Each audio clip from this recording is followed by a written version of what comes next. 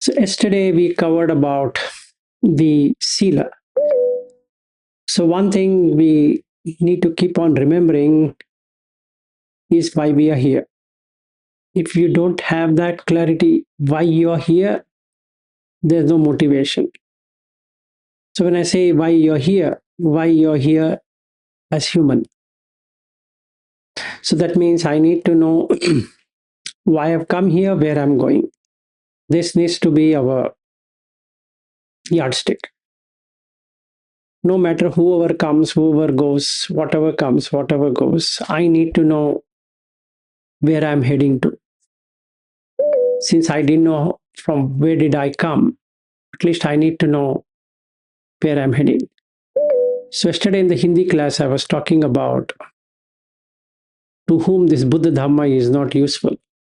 One who is very happy, no need to come to this, makes no sense. One who is very unhappy also makes no sense. Because they're two extremes. Okay. One who doesn't know the purpose also makes no sense.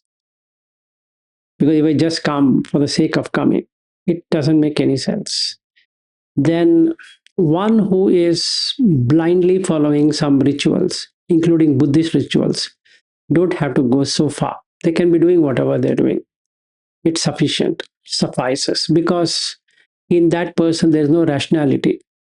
Rational thinking is nothing but looking at logic behind everything, not accepting just because it is said so. So take an example. Somebody tells me, close your eyes and meditate. Okay. But I'm going to ask why. Now, before I ask why, I need to know the process. What would you do? Closing your eyes, I would ask. Then they would say, no, the distraction wouldn't be there. Okay. But what about the mental distractions? If I close my eyes, I get dreams. What to do with that? I feel sleepy. What do I do with that? And if that person has no idea, then I won't do it. No matter it is written in this book, it is written in that book, it's written in, or it's there in that video, this video. No. Why? First, I will check, is that what Buddha says? I would ask him, from where did you get this? He says, I learned it from Buddha. Okay. This was lost to the humanity and we found it. Oh, I see. Okay, very good. How did you find it?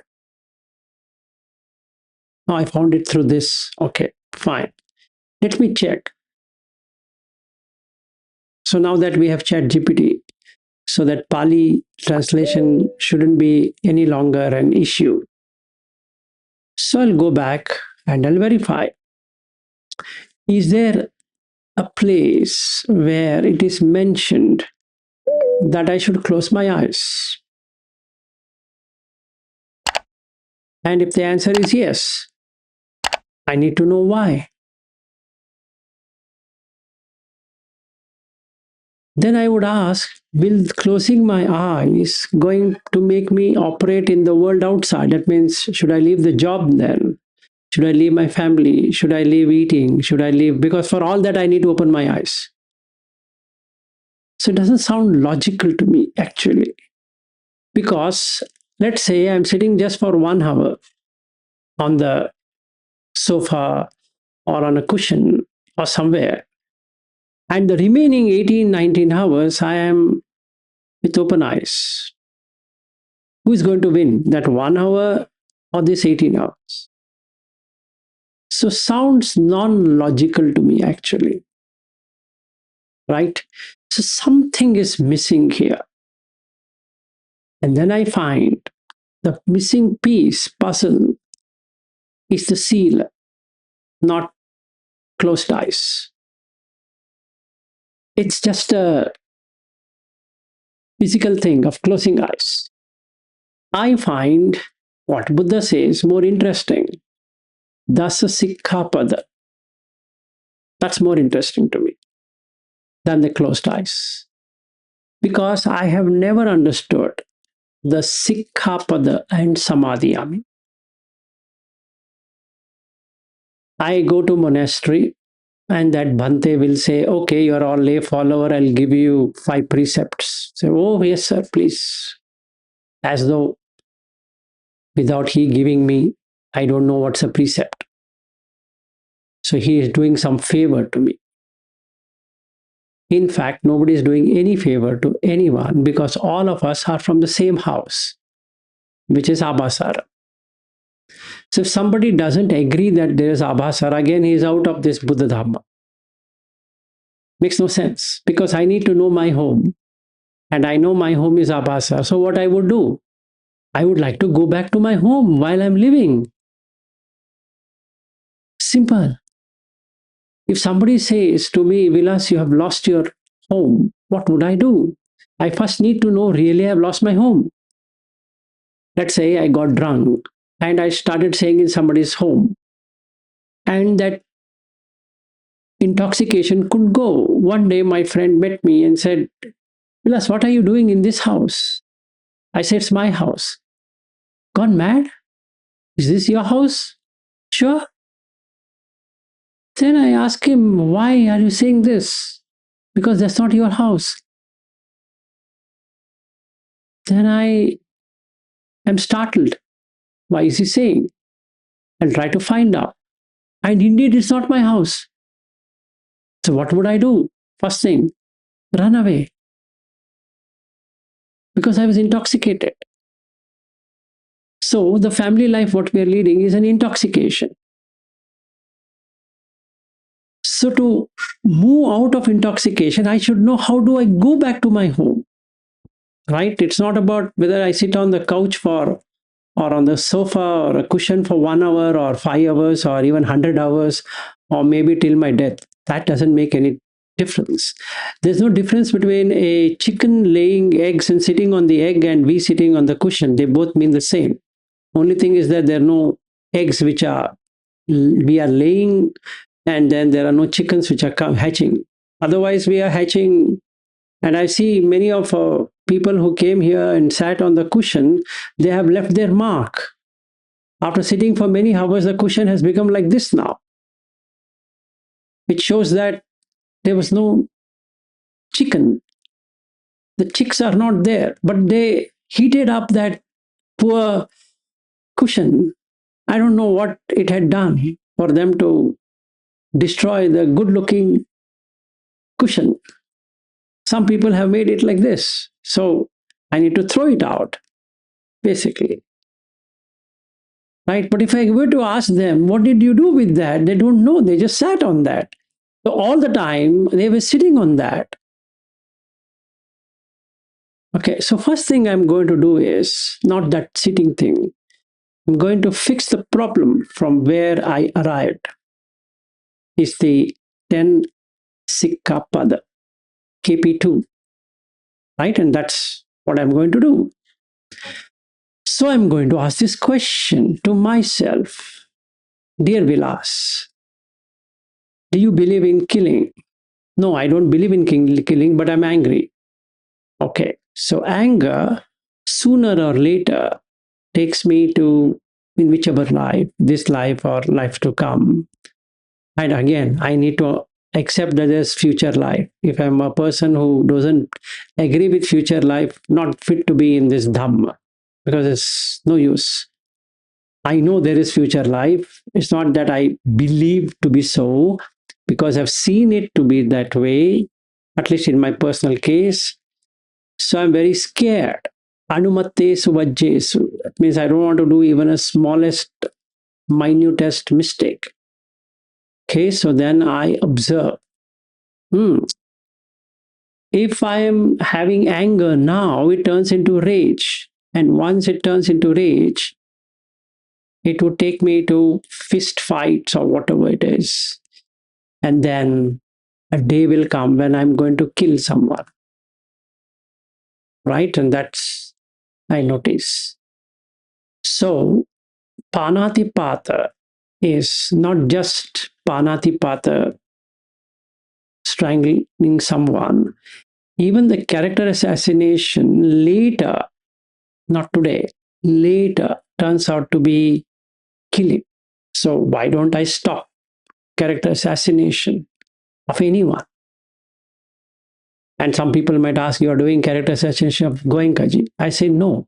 I'm just showing what is there in Buddha Dhamma and what is said by Goenkaji. I have no personal enmity or hatredness towards Goenkaji, saying that, oh, you don't like Goenka. No, there's nothing liking or disliking. I'm doing a investigation. I'm doing an audit. There's no personal. I'm auditing what is in VRI versus what is there in Buddha Dhamma. That's it. And the founder or the person who promoted it is Goenka. So the name Goenka will come, but otherwise I'm auditing VRI. That's it. I don't have anything to do with Goenka. Coming back to this, if I really see within myself I'm having anger with Goenka, then I need to find out that this is going to cause me future harm.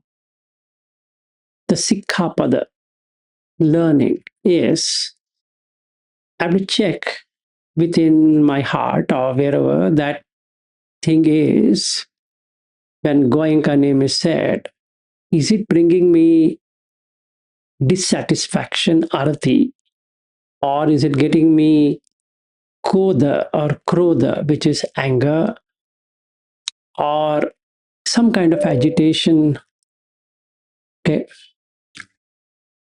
some kind of feeling that they've spoiled it or something like that? If yes, samadhi is not there because I'm not looking at the danger, adinava, right? There's a danger. So I work out on the danger, not on Goenka. No, Goenka is immaterial. But the danger is I'm going to go to the bad side. That's the danger. So what should I do? Well, what does the sutta say? Forget Goenka side. What does the sutta say? Do as per sutta. Simple. It says, first categorize it as dvesha. Where do you want to go?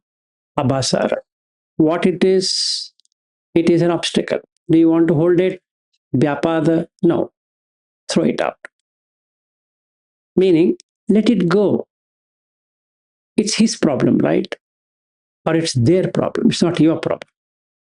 You're making sure they understand that this is this and this is this. Let them choose. But why are you getting angry in the process? So I question myself and see what response I get. So when I say I'm sitting and meditating, I'm meditating on what Buddha says after lunch or breakfast, the bhikkhus come and sit and look at 5 nivara. Right? I'm doing this exactly the same thing. Open my eyes and I'm looking. Okay. Do I have anger? Do I have ill will? Check. It's not that I don't have. Check. Check.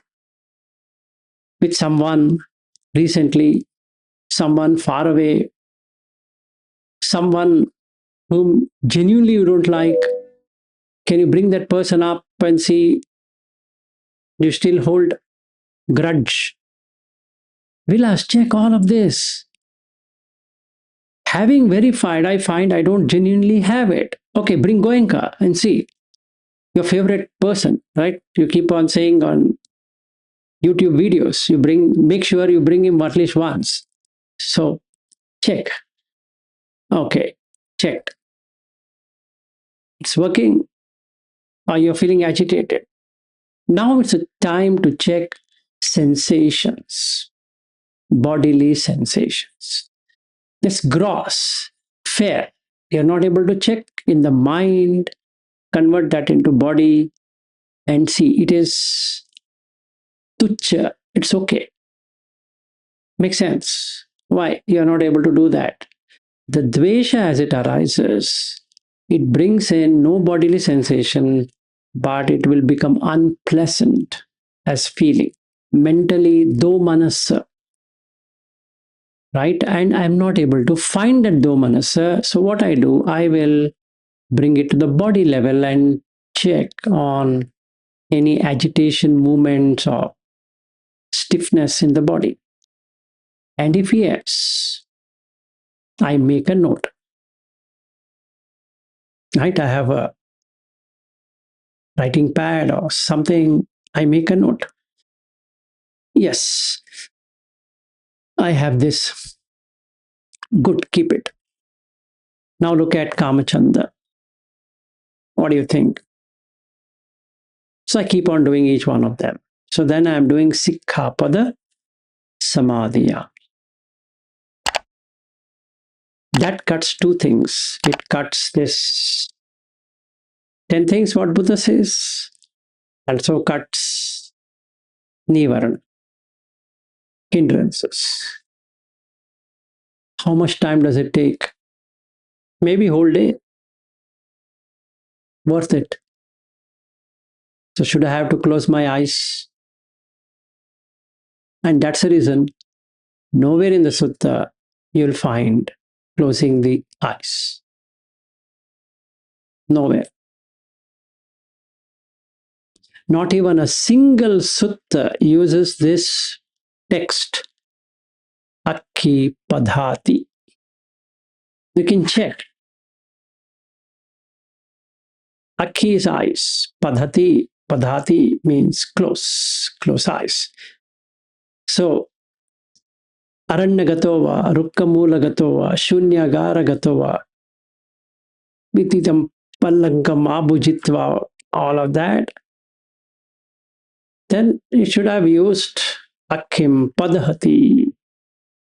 So Satova Asasati, Satova Pasas. Makes sense. Now I can't even say Buddha never says this. It is said. On the contrary, there is not even a sutta, even to Moggallana, saying that close your eyes when he is falling sleepy. So, what is not there in Vinaya, what is not there in Sutta is not to be taken. It might be part of a tradition, it might be a part of a technique, fair. But as far as Buddha goes, it is bhavita bahulikata development. So it's mental development of mind, of letting go of nivarana, which is hindrances. I don't care if somebody is closing his eyes or her eyes. Fair, they have their eyes, so they they are at liberty to close it. But as far as I am concerned, I wouldn't. Simple. So this fact is clear to me, not because I believe in something, it's because I've seen it for myself.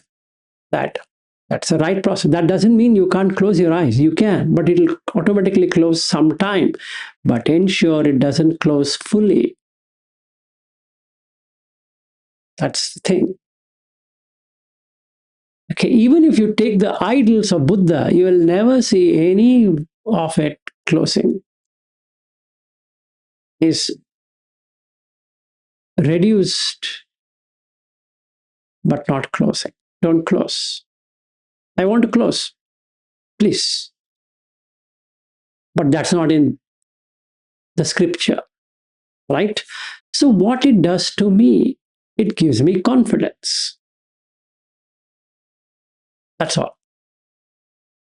Why it is required? Because it's part of Sikkhapada. Okay. What does that mean? Here is what it is.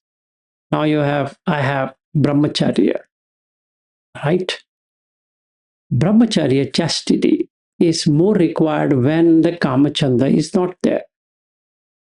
For kamachanda to go, I need to do Indriya Sambara. So it is interlinked, right? Now, for that to happen, I need to have the Sikkhapada. the proper way of seeing things. So then I approached the Buddha and asked him, tell me, sir, how should I do this Sikkhapada? He says, just categorize by Raga, Dvesha, Moha, because that not being there is Nibbana, that being there is Samsara. Simple.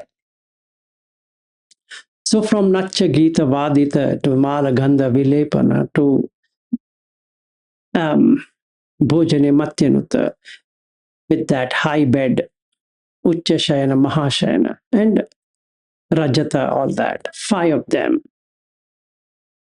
Sir, I'm a lay follower. I can't put these 5. Nothing like that, Vilas. Just look it in this way.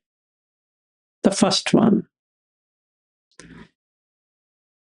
Bhojane Matyanuta, you have to do. Yes, you agree. You're hungry, eat. Don't feel hungry, don't eat. Correct? Yes. Now, what I'm saying is, Ratti Bhojana, night food, will give you diabetes. If not today, some other day. If you're not hungry and you're just eating late in the night, stop it. And recently, in 2011 or 12, one Japanese scientist got a Nobel Prize for a fantastic thing called autophagy. That's exactly what Buddha was saying. Don't eat in the night. And that became famous, called as intermittent fasting. Right? So that's what he's saying. Don't eat. Now, does that reduce sleep? No. On the contrary, it will improve serotonin, which will increase melatonin. So you get good sleep as opposed to long sleep. You get quality sleep rather than quantity sleep. Right? And that's what the meaning of Jagariya. It's not about staying awake. No. That is stupidity. You are increasing cortisol. Have some brain. So always we should know PCMB, physics, chemistry, maths, biology. If you don't know that, think we will be taking on the wrong side. We need to understand our physiology. Physio means body. Physiology is the knowing your own body, what it can take and what it can't take, and just be with that. Just balance it out. Just do what is required to the body. That's it. You don't have to worry a lot. I should be awake. I should be sleeping. No, both are wrong. Whatever the body requires, minimally do it so that the equilibrium is not broken. Everyone has their own physiology. Okay, somatic body. Psycho is mind. Don't use the mind to push the body or use the body to push the mind. They both are very dangerous. Just understand your own body, understand your feelings, which is emotions. On body side, take care of what is required. You consult, agree. Somebody will say you shouldn't be eating at all, and somebody says you should always be eating. Take both of them. Just like Buddha says, don't reject, don't accept. Come back and see what is the physiology of your own body. Just take care as per that. Don't eat much, but don't eat less. Eat nutrient food, nutritious food. Don't take stale food. Simple. No, that becomes Kamachanda, bullshit. You have a vehicle, you have to maintain your vehicle, right? And then why are these people flying from America to Thailand? The monks, they should have been walking by now and get into the Pacific Ocean, jump into the ocean and swim. Who stops them? They're all Buddhists, right? They should be doing that. But they're taking plane. I don't know. If I was there, I wouldn't have taken plane. No, that looks stupid. It's not Kamachanda, it's a requirement. So you better book a flight and fly. So you should have some common sense in life. In the same way, you have common sense. Use common sense. Don't use belief systems. Have common sense. Now, one of the major common sense item is to stop the movement of the mind into external objects through 6 sense doors. So close the doors, right? You want to meditate, right? You're saying, I'm meditating. Actually, in Buddha Dhamma, there is no meditation, it's bhavana, development. The mind has developed itself to go outside on the external front and keep on eating. Now you are making inroads.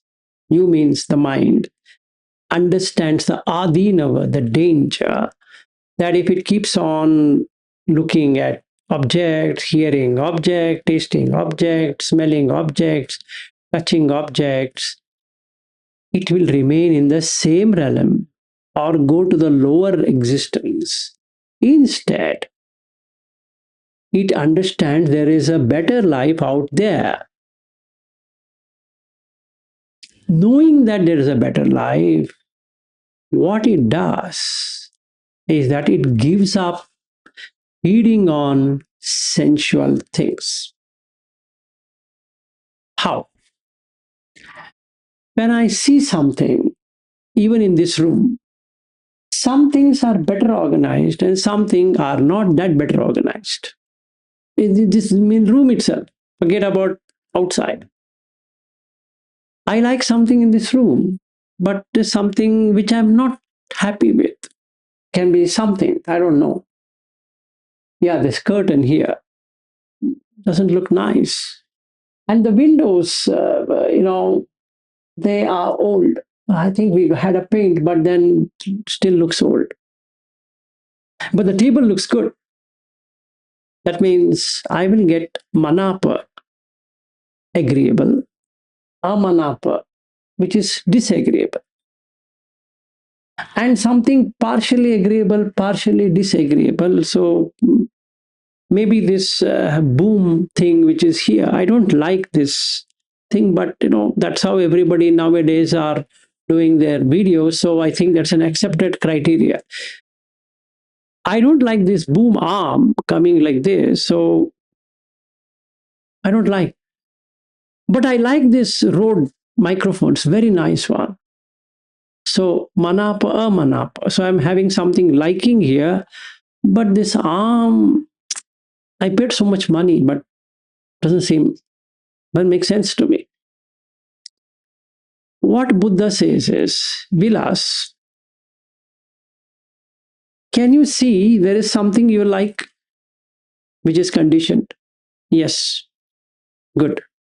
And this one, this arm thing, what you're saying, is also conditioned? Yes. And that window thing is also conditioned? Yes. So how many conditions are there? 3. That means, is there any liking as such without condition? No. Is there anything disliking without any condition? No. In between liking, disliking, is there anything which is unconditioned? No. Then if you are unconditioned, doesn't it create raga, dvesha, moha for you? Yes, it does. So the in-between thing, what you're saying, right? Partially you're liking, partially disliking, isn't it not moha? Because you're yet to decide which way to go. Oh, yes. And you know the other two, right? Yes. So what is Nibbana, my dear friend? Unconditioned. So can you condition the unconditioned? No. Good. You're a logical person, I guess. Okay. So if something is conditioned, how does it get conditioned? I don't know. We'll ask you some brain. See, it should be something which you can see it, right? If there is nothing to see it, can you condition it? Yeah, I got it. Should be gross. Correct. You see, without any gross objects, there is nothing to say I like it or I dislike it, or I partially like and partially dislike. That's correct. So, if something is conditioned and something is gross, do you have any controlling mechanisms? No. Hmm. You understand? You can't control, right? Yes. And it follows law of nature. Vilas, do you know physics? Yes. It follows entropy. That's all it follows. Doesn't follow anything else. It falls apart. So no matter how much you clean this table, it's going to fall apart. How much you paint that windows slit, it's going to fall apart. The curtain will lose its shape. And this body is exactly made out of the same objects, same material. So it's going to lose shape, Vilas, no matter how much you try. This is an eye opener to me. Oh, yes, I know I can see everything is same. Oh my God. Wait a sec. Yeah, this one looked nice. Now it doesn't look anything. And this one, now I see, I'm not feeling anything. I'm not saying I'm not caring about it. I'm not feeling anything about it. Oh, this is good. So now, Vilas, you watch. You see this guy, you can keep on doing whatever you are doing. So that movement has changed, right? It has. And you see the day you bought it, right? It was so nice. This one, now it is looking slightly. If you want to sell it, nobody will buy it at your rate, correct? You bought it one particular rate. Can you sell this the same cost? No. So that being, it is having kaya dhamma. What's that? It diminishes, boss. Yeah, yeah, yeah. It diminishes. I'll also tell you, Vilas, you see, take a um, magnifying glass. Anyway, you're having a good magnifying glass here. So why don't you see the amount of dust which is accumulated and how much cleaning you keep on doing, and yet the color keeps on fading away, right? Even if it is stainless steel, doesn't matter. It loses. Yes, it loses. So in the next few years' time, you need to change your microphone then. And also you have to change everything out here. And also change this body, right? Got the point? Because after a long time, this body is going to become weak, fragile, and you have to drop it off. You understand? So Khai Dhamma, Vaya Dhamma, it's going off, right? Viraga Dhamma, it's fading. You see, everything around here, when there is a road microphone came, it was so nice. The smell, the way it was assembled, the way it was in the box. Now I don't see, you just see this, how bad it has become, right? Nothing you can do. It's a year old plus. Year is a year, boss. It's gone. And Nirodha ceases to exist.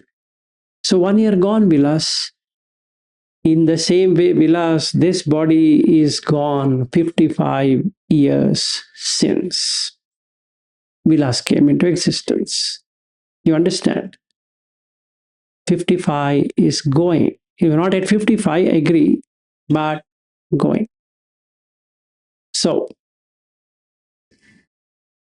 do you wish to continue holding on to this? No. Now leave it and see whether you get upekha, equanimity. How does that be? Just leave it and see. You get a relief completely, as though the burden is gone. If you got it, it's just like winking of an eye. So fast you can do it. Yes, sir, I understood. I got it. Now do it with ears. Do it with nose, tongue, body, and mental images, concepts.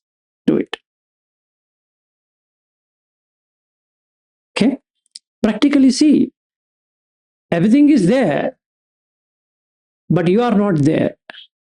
Oh, yes. So now check this room. Does it belong to you? It's a room. Yes, that's all.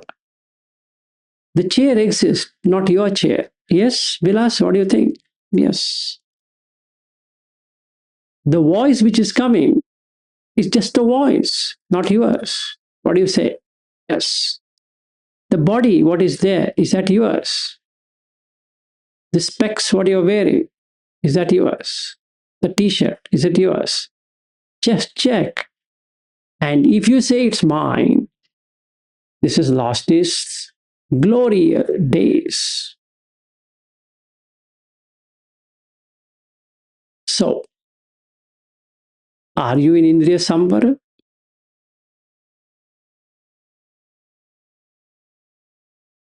And yes, good. Now that your doors are closed, you are in a good place. So, is there any nimitta happening, Vilas? Check. No. So, can you describe anything in particular? No. Good. Can you stay like this?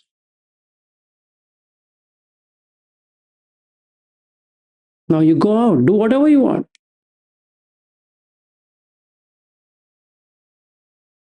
And that's all for today from my side also. So now I can be in Indriya Sambara, guarding of sense doors. No nimitta on one side, no description, no language, no connotation on the other. And that's it.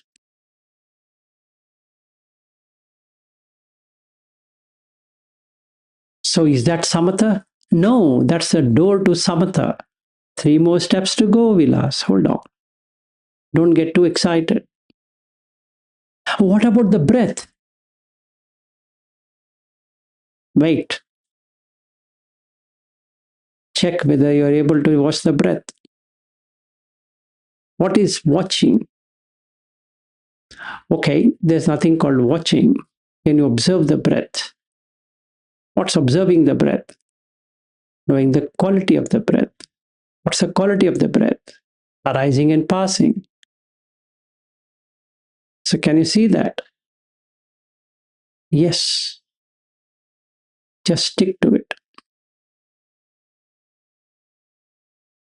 Since you don't have any other objects coming on the sense doors, the only object now the mind can enjoy is the breath. Okay, got it, Vilas? Try. Should I sit on the sofa? Ah, got it. Now you're back into Indriya. Bhoga. Now, who asked you to talk about sofa? You're back into Nimitta. Now, that is not right. If you recognize a sofa, you're going to define it in the mind. So now you will feel sitting on in this place, you will not be able to watch the breath or observe the breath, and sitting there in the sofa, you're going to watch the breath, which means the mind has moved from here to there. Ittha bhava, anyatha bhava. Right, Vilas? I think you know Pali very well, so you should know, right? Ittha, thisness, anyatha, otherwiseness. So now you say, by sitting here, you can't, and sitting there, you can, which is bullshit. That means your Indriya is not guarded. They have gone for grazing. Again, you grazed. Don't tell me you didn't graze. You grazed. Didn't I teach you not to graze? Ayatana, right? I taught you, right? Who asked you to send them? All the 6 cows are outside now. But you see, no explanation,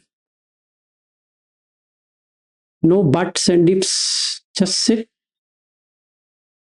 or stand, whatever it is. Just close the doors. Looking at these 3 parameters: Sankata, Volarika, Patisamutpanna. That's it.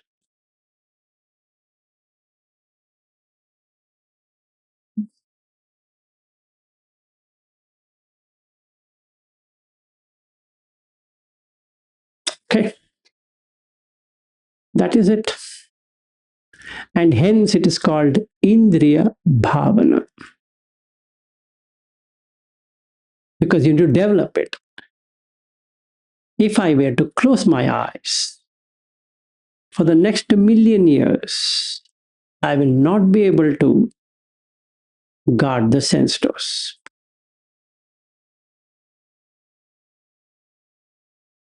Then I'll be going to some retreats, sit there, come back.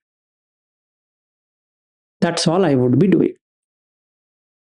And when the real problem comes, the sound is coming, somebody shouting, I'll react. Some tasty food is there, I'll react. Some nice sightseeings are there, I'll react. Some nice female will give me a massage in Thailand. Wow, so nice. Yeah, pataya. Right? And I go to Miami Beach, nude beach of Miami, then I get totally excited.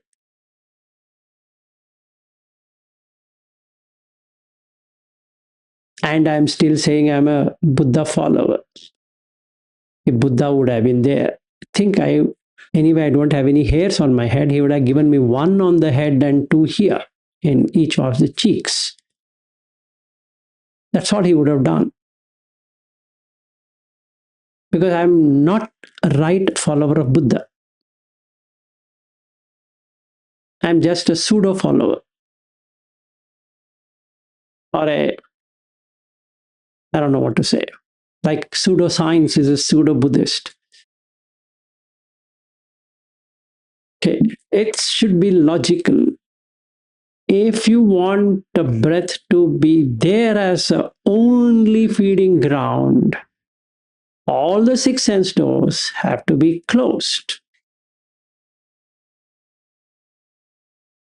Otherwise, mind will run away from one of the sense doors. That's what is written or explained in Patama Gaddula Baddha Sutta, Dutiya Gadda Baddula Sutta, like a dog on the leash. You don't know how to tie it. The strongest of the one will take the remaining. And yet people say they have to close their eyes. Yes, they have to close their eyes only to the reality. Because they spend all their 18 hours in reality, 2 hours, morning once and evening once, in virtual reality. And yet they claim they are Buddha followers. Okay, anyway, so if you're really following Buddha, second step is Indriya Sambara. And the sutta which you need to literally memorize is MN 152, Indriya Bhavana Sutta. And go into the state of what Buddha says, what a Sekha will do. Manapa, amanapa, manapa, amanapa. For all those 3, he will get repelled by it. Attiyati, harayati, jigucchati. So our practice in America is going to be exactly the same. The beach Airbnb where we have taken in New Jersey or New York area, has all kind of things. So we're not going to be sitting in the room and meditating as cushion only meditation.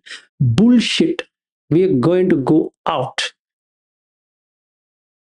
Okay. And you need to guard the senses. Clear. Not sitting in some kitchen and locking yourself up and saying that I'm out on Shunyagara. Then you better book a Goenka retreat and go to Shunyagara. Absolutely fair. But as far as Buddha teaching goes, the Shunya has to happen inside, not outside. Outside is just a building and a room. Inside is where the Shunya has to happen. Shouldn't have any objects inside, no matter where you are. You might be in a cinema theater, you might be in a most amazing beach area, or inside your room, or inside the toilet as well. Doesn't matter. The mind should be shunya. In fact, I would recommend those who want to do shunya gara to sit in a toilet. It's shunya only. You don't even have a dress to wear. Just shunya. Okay. So do the shunya. So animitta, apanihita, shunyata. This is exactly what we would be doing in our retreat. You need to get animitta, signless. Then it becomes desirelessness, which is apanihita. That brings in shunyata, which is empty. Then comes nibbana. Okay. Any questions, anyone? Especially those who are coming to the retreat. If I see anyone in the Shunyagara, that's it. Out.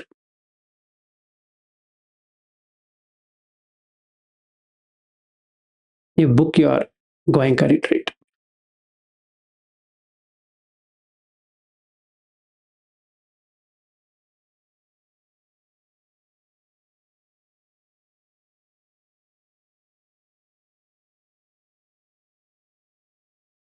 Clear. Your Shunya is 6 sense doors closing. Just Indriya Sambara. Then we do tomorrow Bhojanya Matyanuta. Then Jagariyana Yoga. Then we come to Sati. Then we get into Sampajanya, which ends Samatha practice. So then you are in complete Samatha. Then we get into Jhanas. Then we do Vipassana. So today we are on Tuesday. So tomorrow is we do Bhojane Matyanutta and Jagariyana Yoga together because it's very small. But you have to do it whenever you're eating and be aware, awakened all the time, not about getting up in the night. That's not the one we are talking about. We're talking about being awakened. Iti, meaning Iti Uttaka 47. Jagariya Sutta. That's exactly Sutta what we'll be practicing. And then we come to the next one, which is Sati Sampajanya. We look into Sati portion, which is separate, and Sampajanya portion, which is separate. So first we develop Sati, and we develop Sampajanya. So that would be Friday. Tomorrow is Wednesday, Thursday, and Friday. So then we are left with only one day, that is Monday, to get into Jhanas. 2 Jhanas, first and second, then that's it. Then Vipassana once I am there on the other side.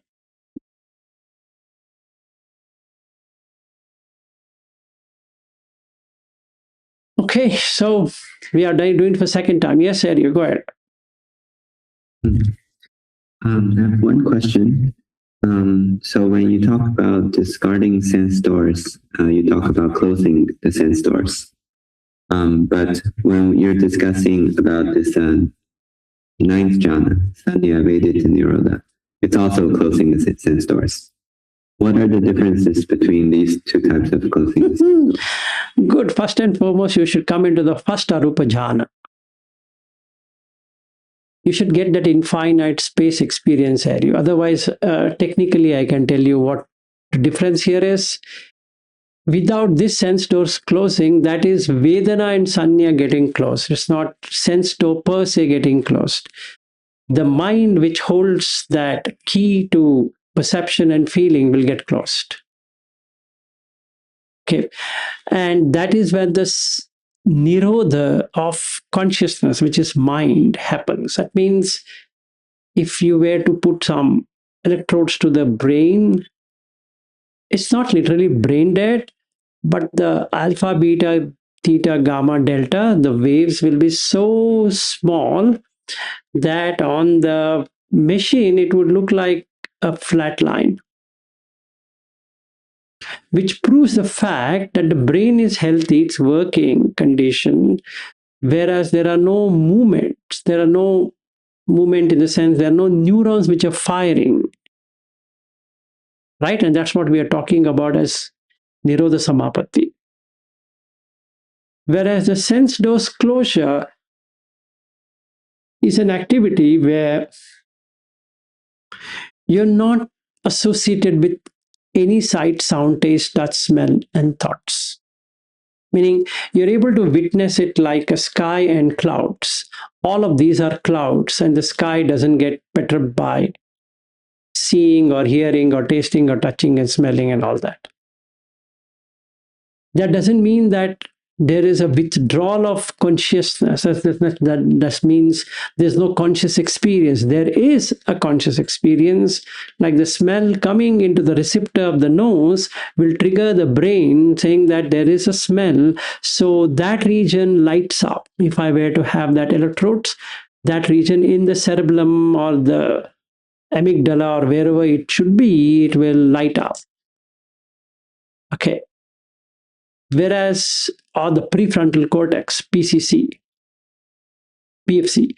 So if I see here, and if I see on the backside of the brain, on the side, the brain, if I do a cross section of it, and I can see that the left and the right hemispheres, so there is transactions happening. That would still happen, even though I've closed the sense doors, because the smell is coming, but there is no reaction to that smelling, or the touch, or the taste, okay, or the sight, or the sound.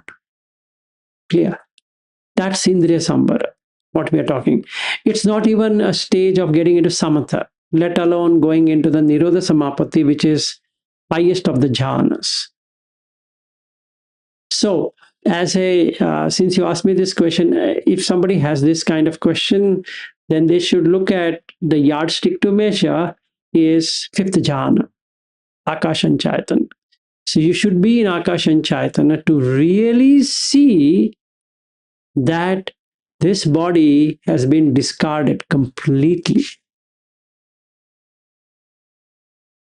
Like, you're wearing a blanket and you're thrown out the blanket when you're awake. You don't no longer hold on to the blanket. In the same way, you no longer hold on to this body. So now you're in Arupa. Yes, go ahead. You have a question? Yeah. Yeah, thanks for answering. I guess I had this question because you used the same animitta, anihita, shunyata, even when that nirodha samapatti is described. Yes. All through.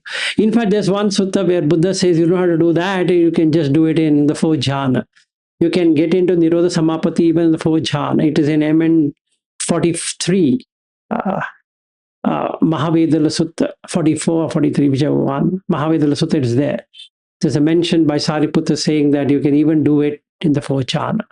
So you can go on the ninth and do it, or you can do it in the fourth. Irrespective of it, what happens here is the consciousness gets suspended, meaning there is no particular lighting of the neurons or the connection synapses happening and a neural pathway getting there, so it won't be there at all. That means the experiencer and the experienced are both missing. Right? That's Nirodha Samapatti. Whereas our Sanya Vedata Nirodha, or in the Indriya Sambara, the experiencer is there, right? But there is no interest to experience anything. That is Indriya Sambara.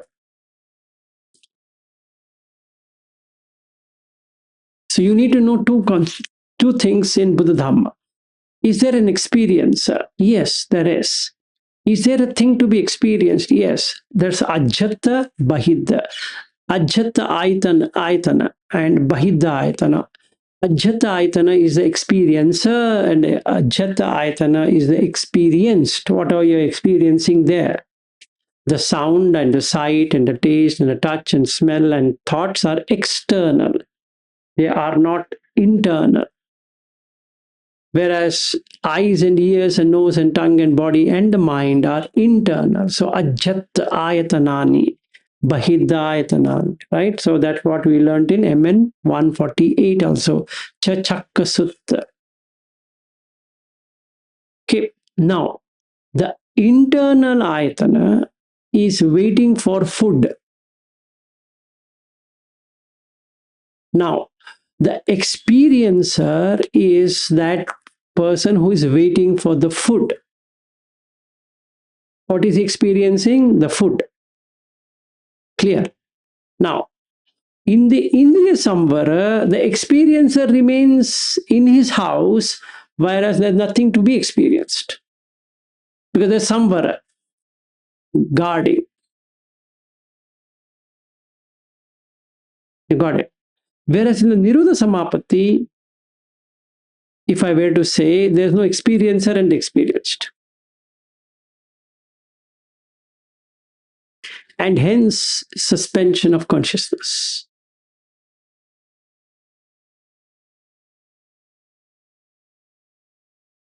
Yes, go ahead. I guess just one more question.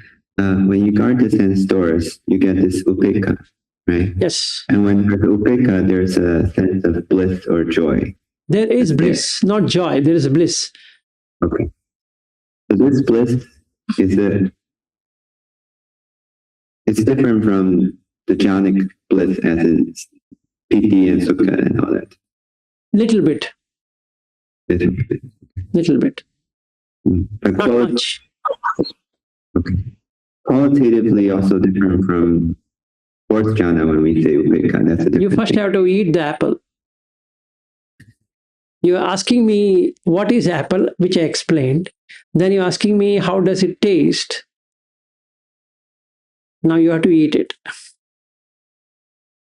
So you first have to get into fourth jhana to exactly say, yeah, I'm in fourth jhana. And what are the characteristics? That's the right way to ask. The characteristics is that unshakability, aninja. That's the first characteristics. The second characteristics is that equanimity par excellence. Meaning you can now dramatize whatever you want, and you can just keep on dramatizing without taking a single thing inside. Oh, I'm your husband. Yeah, oh, so nice. But nothing is happening. All animations, you're loving that animation. Right? So the family is very happy. Wow, my husband is so caring to me. My father is so caring. That's all what they wanted. But you're in upekha. You're not having any wife, or you don't have any son or daughter or whatever that is. But you're literally doing the animation, which is so nice. And you laugh inside that it is so nicely done. It's just like a movie actor doing the best of his role, right? Now there is nothing to worry. So I go to the office and I do what I'm supposed to be doing in the fourth jhana. I need to send an email. I send an email, just like ChatGPT. Send an email, then it replies. Then you look at that reply and again reply. Then you attend the meetings, do all the things, do the product development. Nothing. Then when you swipe the card, done, out. No more to dramatize. Then sit in the car, just be whatever you are. So that's for jhana. And when you come to neva sanya, na sanyayatana, there is nothing as a perceivable reality also. Right? So this is something paradoxical in consciousness, but it works that way. Yes, Bobby, go ahead. Actually, see, when you say that neva sanya and asanya, that 9 jhana, it can happen in and after the 8 jhana, and also according to sutras, it can happen in any other jhanas also. Right. Yeah, fourth. Yeah.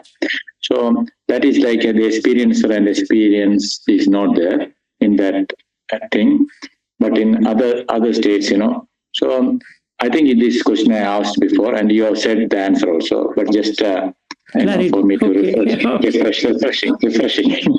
Okay. So that is you tell that is also a kind of experience, but in nibbanic state, the experience and experience is there, like you are. Yeah. The thing is that Nibbana can never be explained what is Nibbana, because there's nothing to experience or nothing to have an experience, right? Because but you said this like Navasanya and Asanya, that is not Nibbana. That's what you said. Like yeah, maybe, that's true. Yeah. See, the thing is like this. In Aninja Sutta, Aninja Sapaya Sutta, Buddha says, if you were to live, you live in the 8 jhana. It's there in the sutta. Why? Because little bit perception has to be there. If there's nothing to be perceived, then you're gone. There's no you left. So you need to have something, right? So that at least to recognize it is Bobby who's sitting here, then I should be some perception, right? I could have removed all the perceptions, but then Bobby is sitting there, I'm talking to Bobby, should be there. Otherwise, the thought processes itself will not happen. That means vitakka vichara will not take place. So vachi sankhara is the first thing. Secondly, the kaya sankhara, then the mano sankhara, that becomes nirodha samapatti. So Visakha asked this question to Dhammadin, which one will go first? She says, vitakka vichara, Visakha. That's how it works. Because if I'm observing you, Bobby, then there are some verbal expressions which are happening to me based upon your question. So I need to have that sanya. So that will remain. But the bodily formation, which is asapasa, will not be there.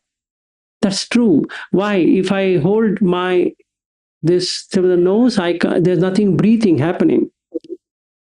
There's so subtle breath which is coming in, which shows that it is shut down. So the kaya sankhara is shut down, where the vachi sankhara remains.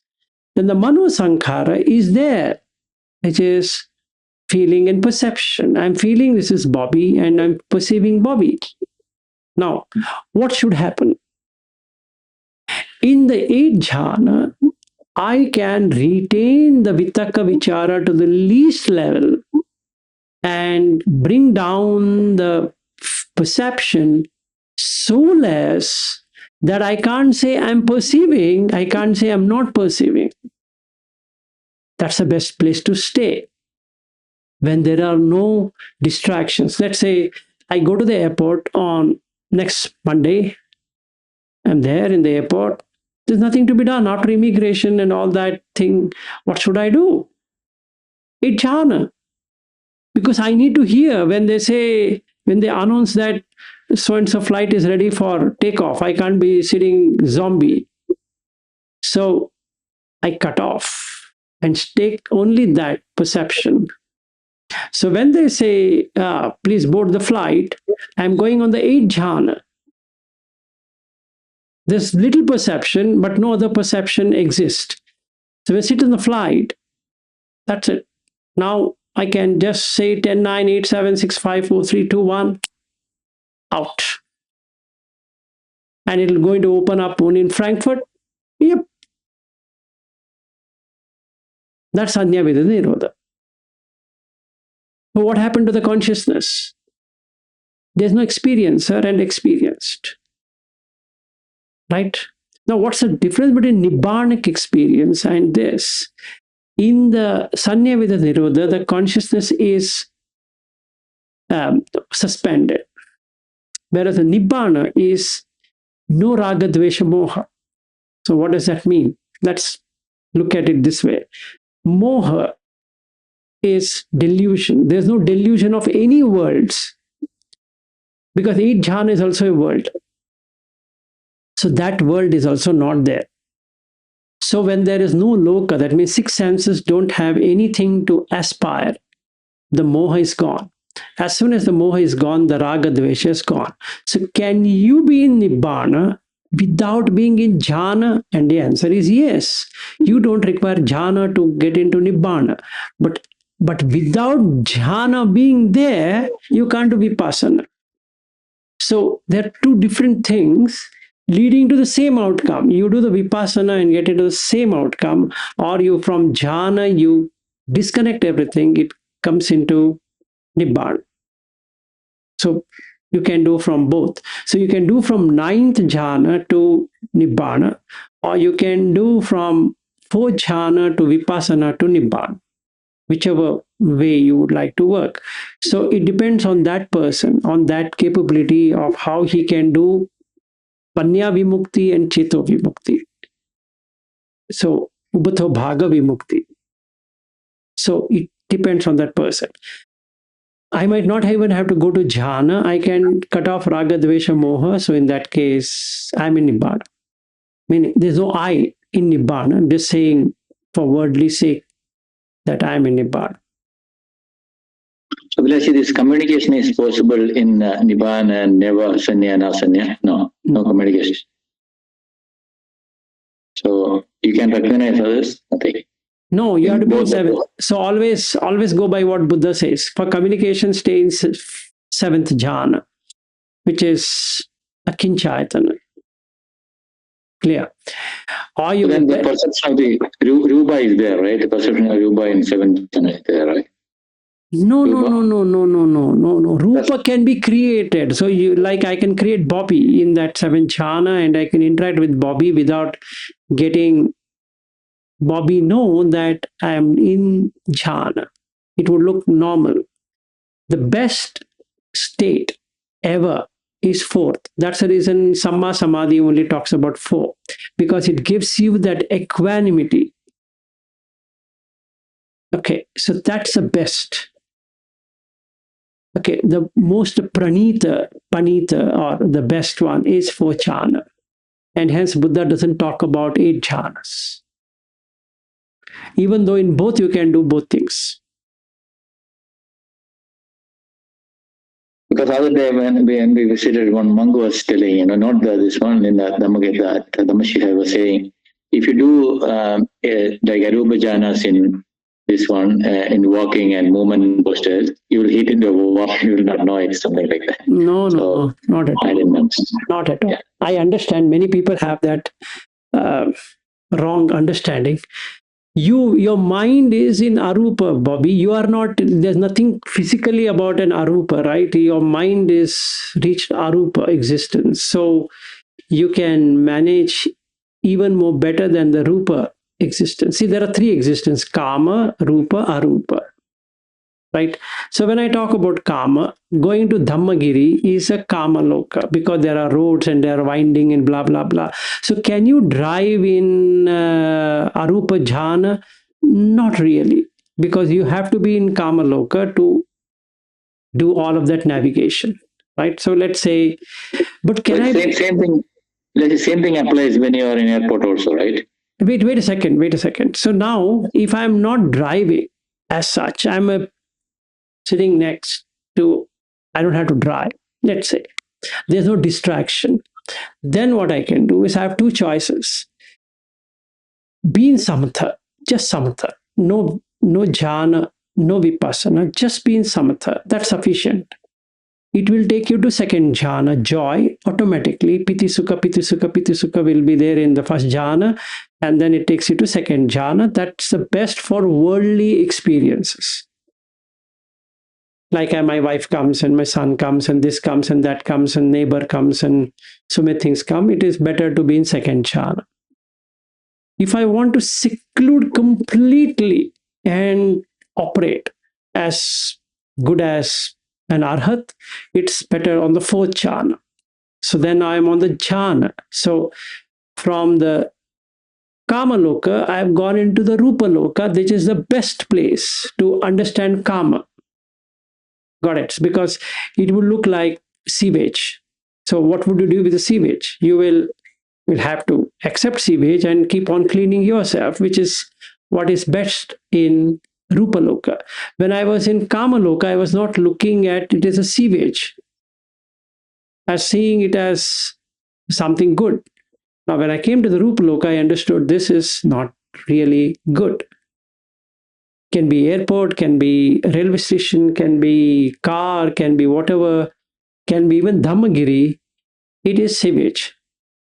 There's nothing to be attached to that because karma. Can I operate with Dhammasiha in Rupaloka? Yes, I can. Why not? I just have to make words and talk to him. I have to understand his words. I have to communicate, which is the best thing. That's exactly what you're supposed to be doing with every kind of relationship. So you're in for jhana. Now, can I develop Arupa Loka and interact? It's a tricky situation. Because once you are in Akash and Chaitana, it's hard because your landing ground is for jhana, it still works. But when you are in 8 jhana, it becomes not possible, as good as not possible, unless you learn how to do it. It's not saying that it's impossible. It's difficult to accomplish that. But that doesn't mean that you can't accomplish at all. No, that's also not true. You can. So if you master it, Bobby, you can walk, you can be doing everything. You will become like Sariputta, who had done all the 9 jhanas and yet he was interacting with everyone. Okay, guys, another question, like when you're sharing animation and talking to everyone, right? So when you say like somebody that you are my best friend or something, and if you say that to someone else also, is it something lying or something? Like if you're making others happy, is the intention what matters? No, Bobby. Intention is what karma is, right? So lying, stealing, etc., you have already left it, right? So now you are supposed to do the role, correct or wrong? Yeah, that makes sense. Right. So now yeah, go ahead. When you say like 2 people, like 3 people, you are saying you are my best friend. So it is at that moment only, right? Yes, at that moment. Because I'm supposed to be friendly with everyone anyway, right? I'm not lying. Okay. I'm supposed to have metta, bhavana. Yeah. So because sometimes I meet anybody and I'll say you are my best friend, like you are like, for example, that Ajaz's daughter and all, and I say that to others also. No, that's fine.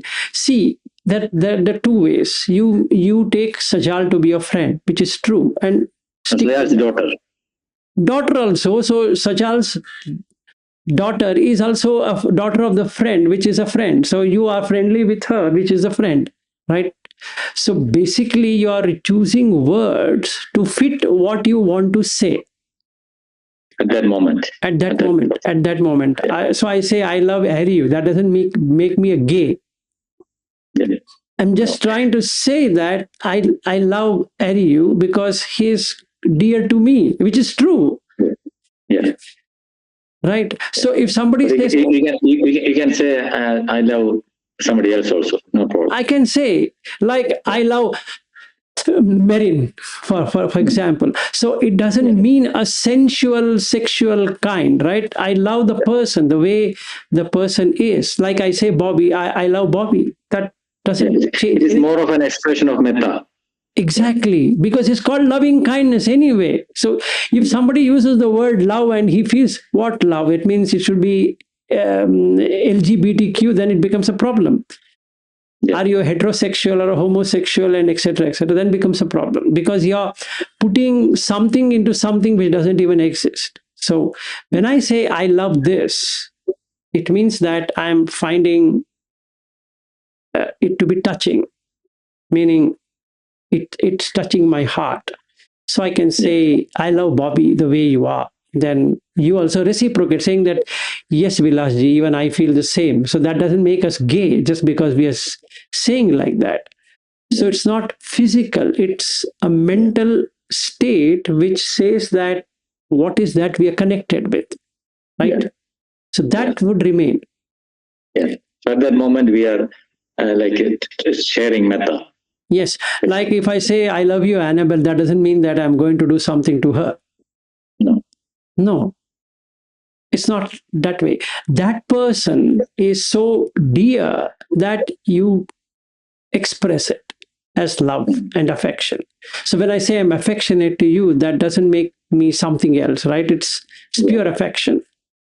Correct. Because sometimes it is misunderstood because of the worldly concepts and yeah, if they add value to it, and when you say to the daughter, Saja's daughter, I'm your friend, and people might, how can you be friend to this small child? Why? There's nothing like that. I can be friendly to anyone, right? So it's loving kindness. And that is your intention. That's maybe, a true intention. That's a true intention. But others may not understand that all the time. That's not my problem or your problem anyway. You can't be keeping on explaining to everyone that, look, what I mean is what I mean. And that's your mental state than your physical, worldly, what you're using. Correct, yeah. Yes, thank you. It is a beautiful explanation. Yeah, thank you. No problem.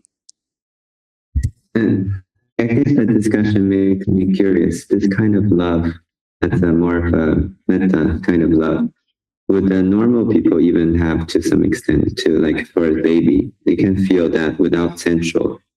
Yes, they do. Everyone feels it, Aryu. Everyone feels it. Let's say, Aryu, for a moment, let's say somebody comes and hugs me. Okay.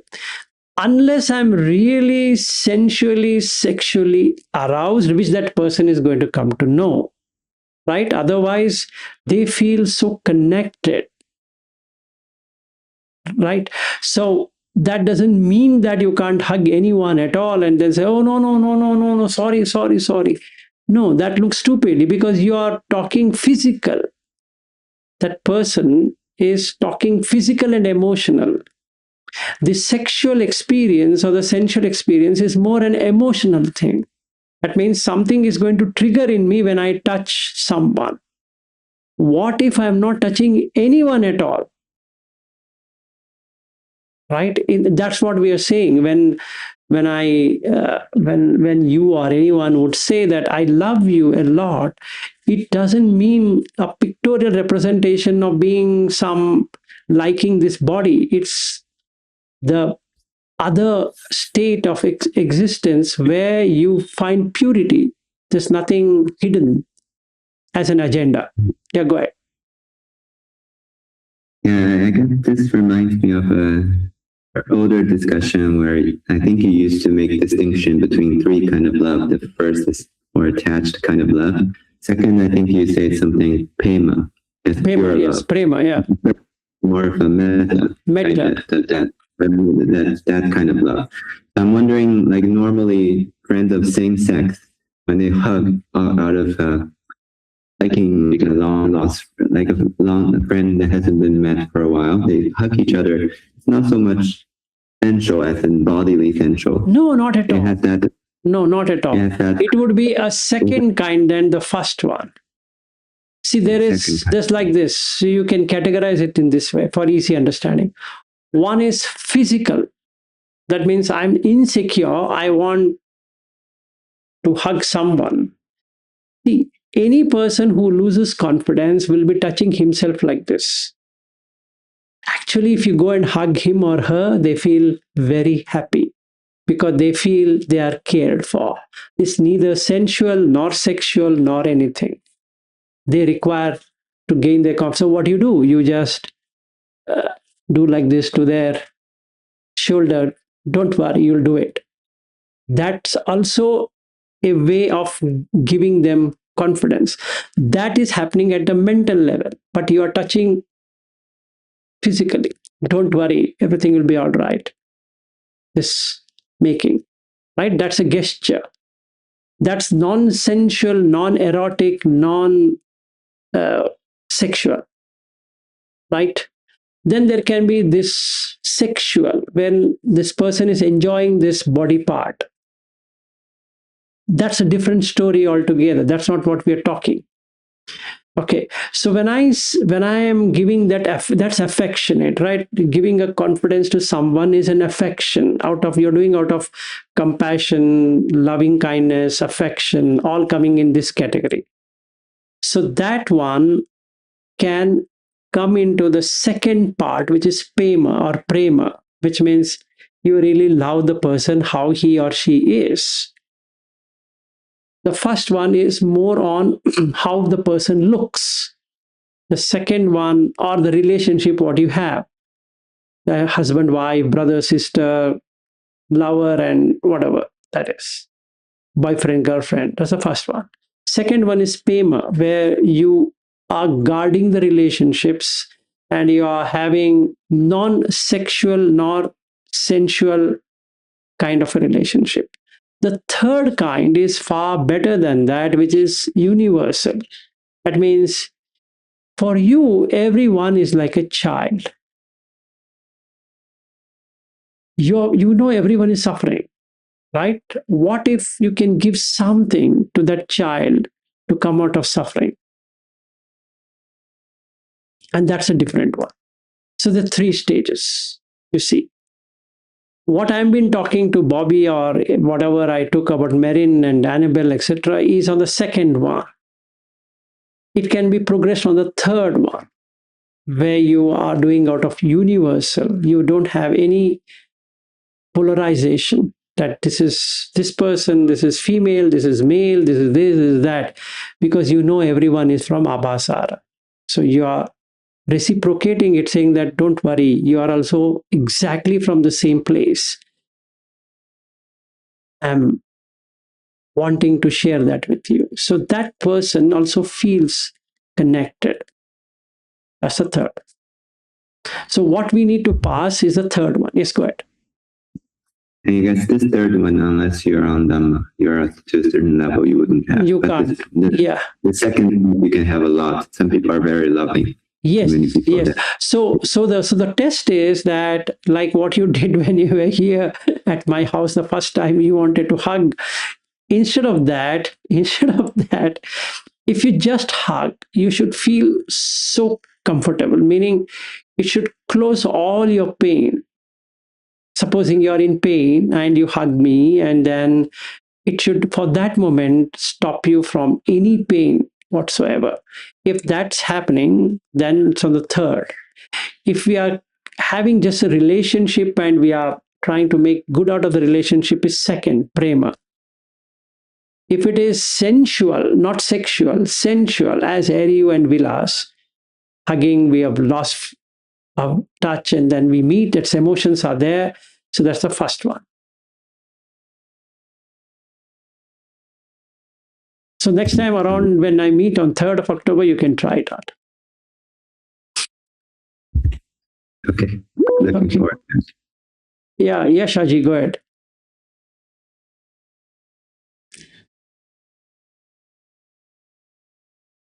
So my question is about Metta. Whether Buddha teach anything like that, because it is like a cultivated thing.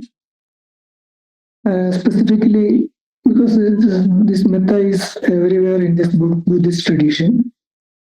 Whether Buddha teach anything like that, because if it is, when we are going back to source, if it comes naturally, if it is there, then it is okay. But whether this visualization or imagination, that type of thing, whether Buddha taught. In fact, there is no imagination, Shaji. First thing you need to know that from where have you started your life. That's exactly what was my yesterday's talk and today's talk also. Is first, do you know you're from that place? If you have doubt on that, then it makes no sense. Because there is the sutta, Aganya Sutta, and also Chakravarti Sutta. These are the two suttas which are very important to understand what Buddha is trying to say. how the world evolves. So do you agree with that? Do you see it that way? And come to DN1, Brahmajala Sutta, to see the views, how 62 views gets formed. Once I get these three and I understand, I know this is it works. This is how exactly it works. And then that confidence, with that I can go to Karaniya Metta Sutta, which is what Buddha said himself. It's not created out of anything.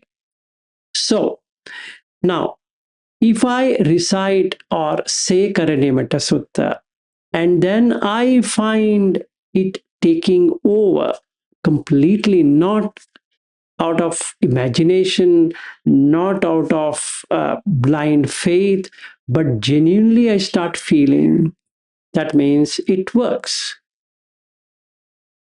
to me or to anyone. Just by saying that may you be happy, let the world be happy, let everyone be happy is lip service. There's nothing else which is happening. Right? So if you are asking me a question, did Buddha teach? Yes, there are Brahma Vihara, which he has taught in many suttas, like in Rahulavada Sutta, to many suttas, you will find the mention of how to do release of heart through love. Right? It is there. Even in Mahavedala Sutta, it is there. Chula Vedala Sutta, it is there. So many suttas have that.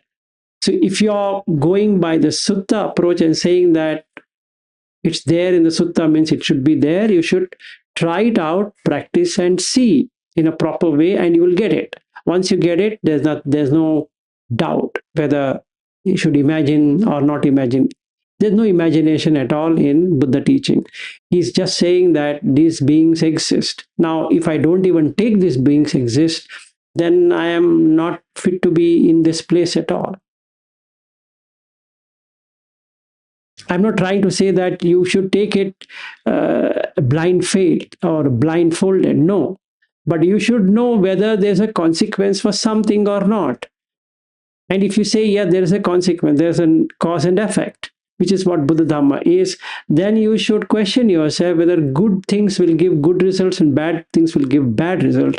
And if the answer is again affirmative, yes, then if you do something wrong, how will it get repaid?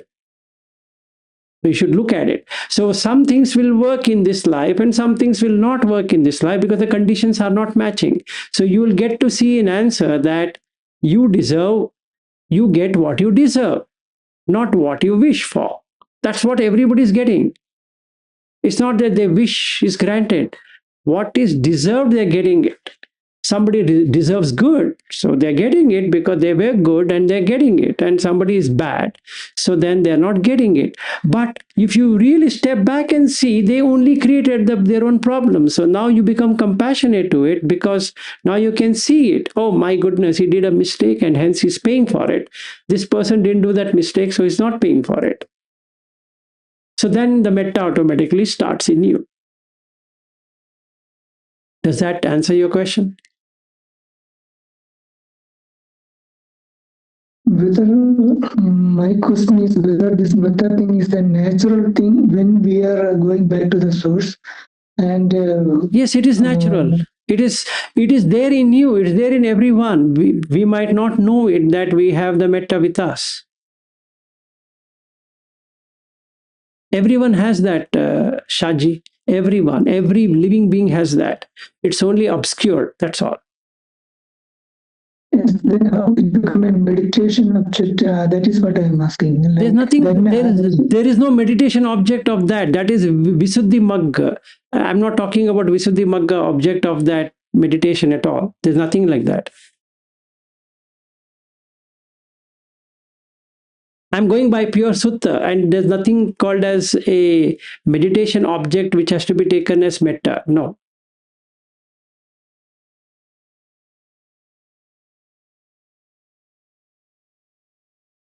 So if your question is on the meditation object, the answer is no.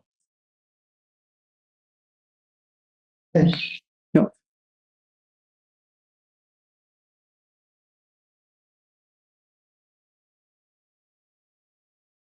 Just to clarify again, Shaji, so that you don't go with a wrong thinking, Metta has to be developed. It's not a meditation object. You already have metta. You just have to develop it. That's all.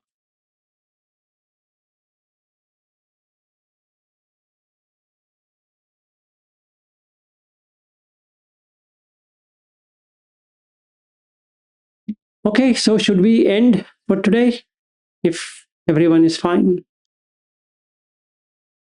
Still more questions? I'm fine. I can carry on. I can. Yes, sir, you go ahead. That last question, since we're on this method subject, a lot of people, even normal people, when they see someone suffering, they will feel somehow sympathetic or empathetic, like that. Is that related to metta at all, or if not, No, what is it? we all have metta, Ariu, including an ant to an elephant to humans to everyone, because we all started a journey being in Abhasara. If you look at the Sutta MNDN 27, there is a thing called as Manomaya Piti Bhattika, eating on piti, feeding on piti. So you're not feeding on anything else. So when you're on piti, you are basically not having any competition, any comparison, any compulsion, any kind of issues. So basically, you have the highest metta, which as we start losing it because of greed and hatred and delusion, it starts to diminish. So it is there in us, but not exposed, because we don't know how to get back to the metta, which is already there with us. So sometimes we get in either in a religion or a caste or a tradition or in a language or whatever it is, or nationality, you get that metta bhava. It is not really metta, but a little bit of metta. When somebody is met with an accident or some incident happen or some joyous moment comes, we got a job, you get that metta. A little bit metta automatically comes. But if somebody is jealous, meaning I am jealous, and then that metta might go away instantaneously, because that jealousy has taken over the metta. So I might not feel the metta at all. Yes, go ahead. And does that even include, let's say, some people are loving these street cats, and then when they see them, it's all the same. Pets, and whatever it is, you have love. You're showing love. See, even in the Dakshina Vibhanga Sutta, he says feeding a animal is having merits. Why? Because it's still a living being, right? So you all already have it. See, I can have love for all Christians. I can say I love Catholics. Let's start with that.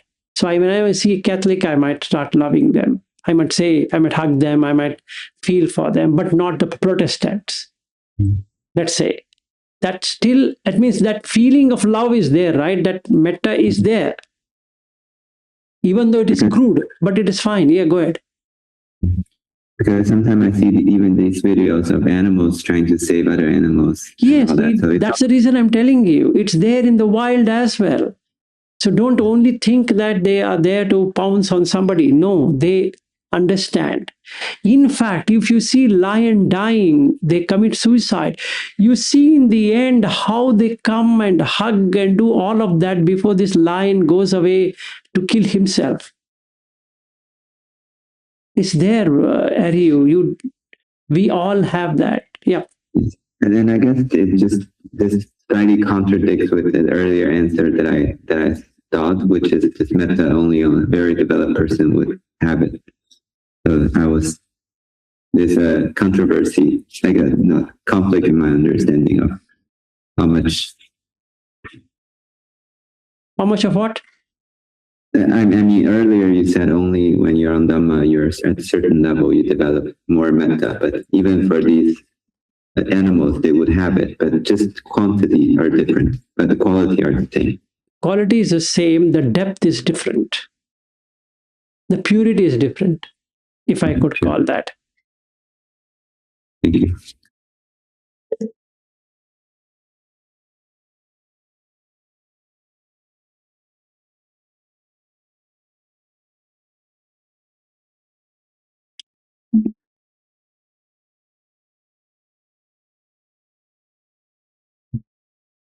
Any other? No? Good. Okay, great day to you both, to all of you, and great evening and night, wherever, whichever world. We meet tomorrow on Bhojani Matyanutta and Jagaryan Yoga. Okay, thank you. Good day. Bye-bye.